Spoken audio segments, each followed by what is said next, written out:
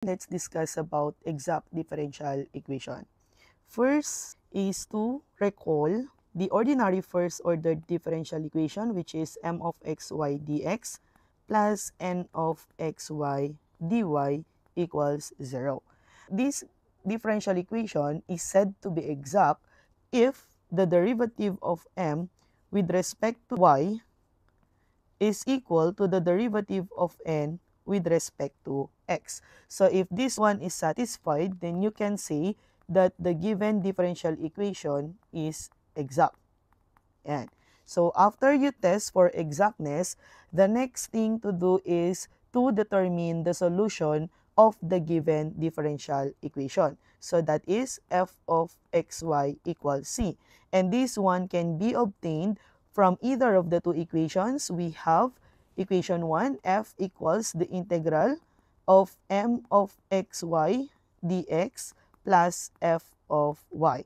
And then the other one is f equals the integral of n of xy dy plus g of x. So the first equation is integrated partially relative to x holding y constant. And then the second equation is integrated partially relative to y holding x constant. And your f of y and g of x can be determined by comparing these two equations. So next is to have an example. Test for exactness and find the complete solution of x dy minus y dx over y squared equals x cubed dx. So, para ma-determine natin yung ordinary first order differential equation natin, let's distribute the left side of the equation. So, we have x over y squared dy minus y over y squared dx, and that is equal to x cubed dx. So as you can see, this one can be simplified into 1 over y. So you have the second term is 1 over y dx, and the first term is x over y squared dy. And then the right side is equal to x cubed dx. So in order for us to have your m of xy dx plus n of xy dy equals 0, we need to combine all terms involving dx. So we can move this expression here to the right side of the equation. So in doing that, dapat ito ay magiging positive and this one ay magiging negative. So we have now x cubed dx plus 1 over y dx minus x over y squared dy equals 0.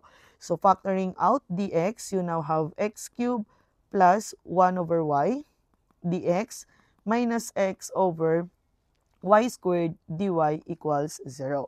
So this is now similar to m of xy dx plus n of xy dy equals 0.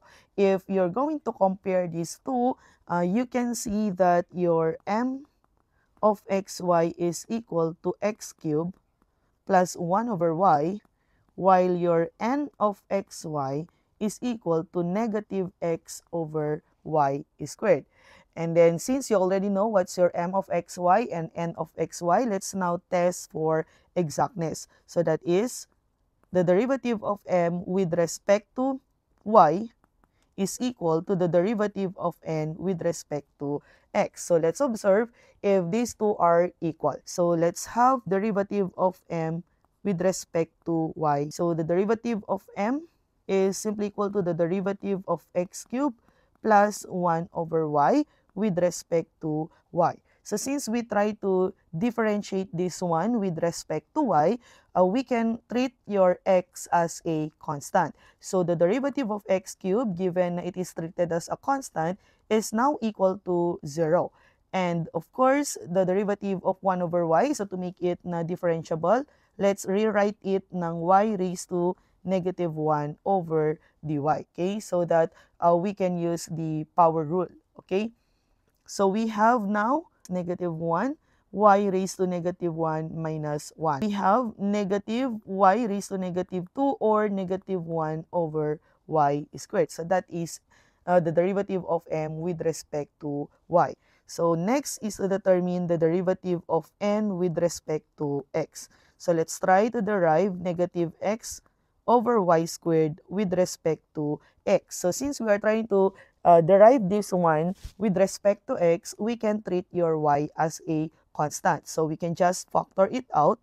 That is negative 1 over y squared, and then derive x with respect to x. And since the derivative of x with respect to x is 1, the derivative of n with respect to x now is simply equal to 1 over y squared. So as you can see, these two are equal. Therefore, we can say that the given DE is exact. Okay? So let's now proceed to determine the solution or the general solution of the given differential equation. So first, we have f equals the integral of m of xy dx plus f of y. Okay, so again, your m of xy is simply equal to x cubed plus 1 over y dx plus f of y.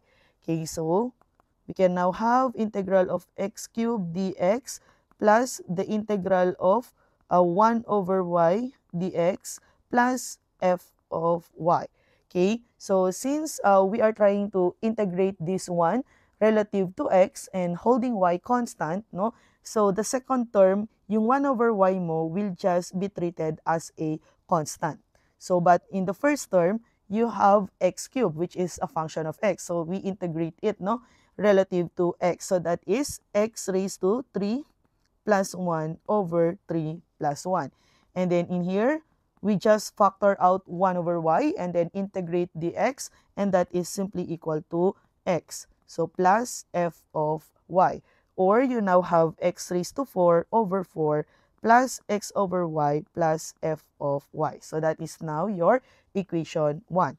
And then the other equation is integral of n of xy dy plus a g of x, or that is simply equal to the integral of negative x over y squared dy, okay, plus a g of x. So since we are trying to integrate this one partially relative to y and holding x constant, we can just treat your x as a constant.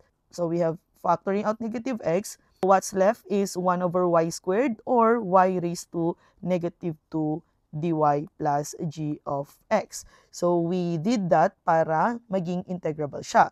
So you have negative x times the integral of y raised to negative 2 is y raised to negative 2 plus 1 over negative 2 plus 1 plus g of x. Okay, and then simplifying further, in the denominator, you have negative 2 plus 1 equals negative 1. And then in the numerator, you have negative x. So your negative will cancel out at may maiiwan ka na lang na x. And then y raised to negative 2 plus 1 is simply equal to y raised to negative 1.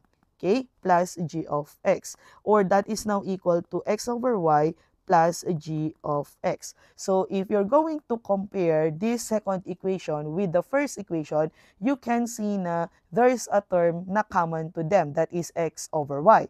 Okay, and for us to be able to determine your f of y, we just check the term in your equation 2 that is purely function of y. But as you can see, wala tayong purely function of y here. That's why your f of y equals 0. And then seems true for g of x. Let's just observe your equation 1. If you have a term na purely function of x. And then in this case, you have x raised to 4 over 4.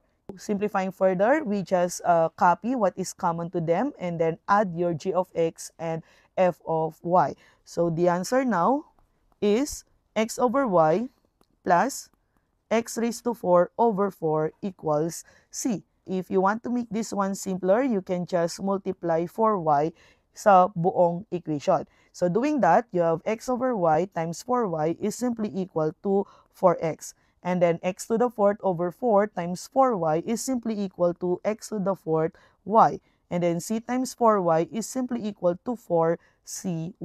But then again, since 4c is just an arbitrary constant, pwede nating gawing c lang siya. So the final answer now is equal to 4x plus x to the 4th y equals cy. Okay, so that's it.